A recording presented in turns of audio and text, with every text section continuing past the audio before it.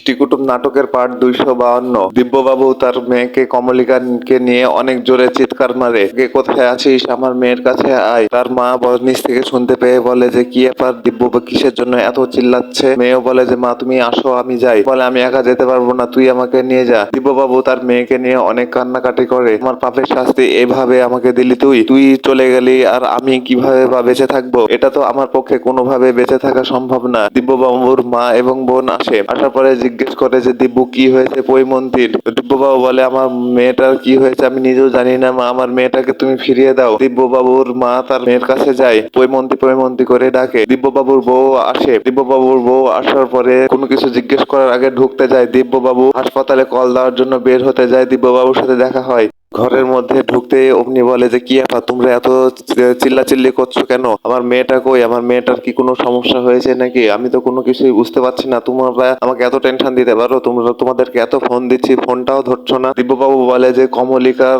মনে হয় আমাদের মাঝে নেই। দিব্যবাবুর বউ বলে যে কি বলো তুমি এগুলো, তুমি এগুলো আমাকে কখনো বলো না, আমার মেয়ে পয়মন্তীর কি হয়েছে এ কথা বলে তার মাথা চক্কর দিয়ে সেখানে জ্ঞান হারিয়ে ফেলে, সে অজ্ঞান হয়ে পড়ে যায়। দিব্যবাবুর বাড়িতে একদম শোকের ছায়া নেমে আসে, একদম হাহাকার লেগে যায়। দিব্যবাবু বুঝতে পারে না যে আসলে সে এখন কি করবে।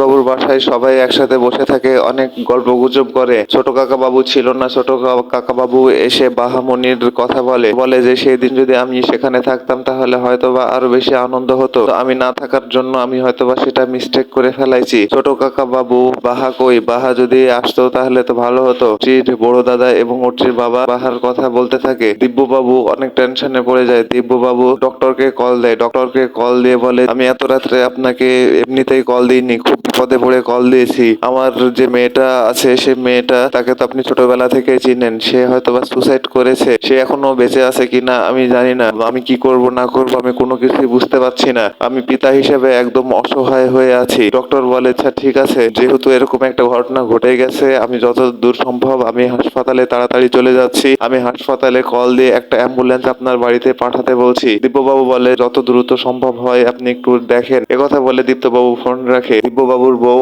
জ্ঞান হারিয়ে পড়ে থাকে। দিব্যবাবুর বৌদিকে ডাকে যে বৌদি তুমি উঠো, বৌদি তুমি উঠো। তার চোখে মুখে পানি ছিটিয়ে দেয়, তার জ্ঞানটা মেয়ের জন্য অনেক কান্নাকাটি করে, ভাবে যে আমার মেয়েটা কিসের জন্য এরকম সিদ্ধান্ত নিল, কেন এরকম নিল, আমার একটা মাত্র বুকের ধন, তো ও ছাড়া তো আর আমার এই দুনিয়াতে কেউ নাই, তো কোনো অপরাধ করিনি, আমার তো কোনো দোষ নাই, আমাকে কিসের জন্য আমার মেয়ে শাস্তি দিবে, কেন রে মা তুই আমাকে কেন শাস্তি দিলি, তুই তো আমাকে শাস্তি না দিলেও পারত, আমি কি তোকে খুবই বেশি জ্বালাতাম। কথা বলতে বলতে দিব্যবাবুকে তার বোন বলে যে দাদা অ্যাম্বুলেন্স চলে এসেছে, তুমি তাড়াতাড়ি মনকে নিয়ে অ্যাম্বুলেন্সে উঠাও, তাকে সুস্থ করতে হবে। তার বউ শুধু বলে যে আমার মেয়েকে কোথাও যেতে দিব না, আমার মেয়ে আমার চোখের সামনে থাকুক। দিব্যবাবু বলে যে তুমি সরে যাও, তুমি আমার চোখে এখন হটো, তুমি কোনো কথা বলো না, এখান থেকে হটো। অনেক জোরে চিৎকার করে ধমকায়। দিব্যবাবু তার মেয়েকে নিয়ে চলে যায়, তার বউ সেখানেই কান্নাকাটি করে। তার শাশুড়ি এসে অনেকবার বোঝানোর চেষ্টা করে, বৌমা নিজেকে ধৈর্য ধরো, তুমি নিজেকে শক্ত করো, যদি নিজেকে শক্ত না করো তাহলে তো হবে না। দিব্যবাবুর বউ অনেক কান্নাকাটি করে আর বলে যে আসলে আমার কি অপরাধ ছিল, আমার মেয়েটা আমাকে এভাবে কিসের জন্যই শাস্তি দিবে, আমার মেয়েটাকে আমি কোথাও যেতে দিব না। দিব্যবাবু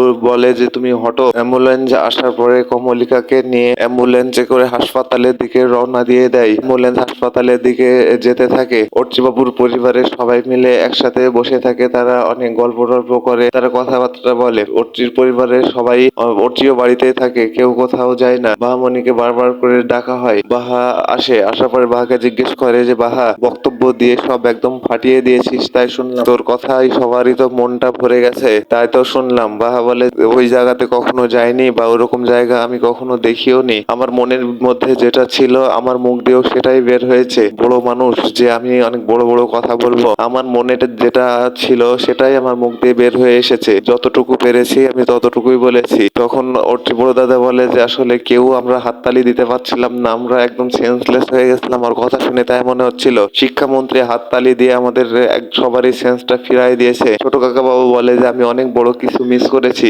কিন্তু এটা যদি মিস না করতাম করতাম তাহলে হয়তোবা সচক্ষে উপস্থিত থেকে হয়তোবা সেটা আমি দেখতে পেতাম। অর্চির বোন আসে বাহাকে ডাকে আর বলে যে বাহা তুই এদিকে আয়, তোর সাথে আমার একটু কাজ আছে। ফোন বাজে। অর্চির বড় দাদা বলে যে আচ্ছা ফোনটা তো বাজছে, আমি ফোনটা ধরছি। অর্চির দাদা ফোনটা ধরে কমলিকার মা পরিচয় না দিয়ে বলে যে আপনারা একটু নাচেন, আপনারা একটু নাচাগানা করেন, আপনারা আনন্দ করেন, উৎসব করেন। আপনাদের পথের কাঁটাটা তো আর নেই, আপনাদের পথের কাঁটা তো রাস্তা পরিষ্কার করে দিয়ে চলে গেছে। আপনাদের সবারই কোমরে দড়ি বেঁধে আপনাদের প্রত্যেকজনকে জেল খাটাবো। সুখবরটা দেওয়ার জন্যই এই রাত্রে ফোন দিলাম। আপনি কে বলছিলেন? পরিচয়টা দিলে ভালো হতো। বলে যে এখন পর্যন্ত চিনতে পারছেন না যে আমি কে বলছিলাম? মেয়েটা আপনাদের বাড়িতে গেছিল, এক বিয়ের একটা বছর পার হতে না হতেই আপনারা তাকে মেরে ফেললেন। আপনারা মানুষ না অমানুষ? অনেক আজে বাজে ভাবে কথাটা বলে ফোনটা রেখে দেয়। তো অর্চির বড় দাদা ফোনটা রেখে দিয়ে অনেক টেনশনে পড়ে যায়। তার মুখ দিয়ে আর কোনো কথা বের হয় না। তাকে সবাই আসে, সবাই তার কথা শুনে বুঝতে পারে যে আসলে ভালো কোনো কিছু হয়নি হয়তোবা। সবাই একদম মানসিক ভাবে টেনশনে পড়ে যায়। সে বলে যে কমলিকা এত বড় একটা ইডিয়েট আমি কল্পনাতেও ভাবতেও পারিনি। কমলিকা যে এরকম একটা কাজ করে ফেলবে এটা কেউ কি জানতো? সবাই বলে যে আসলে কি করেছে এটা যদি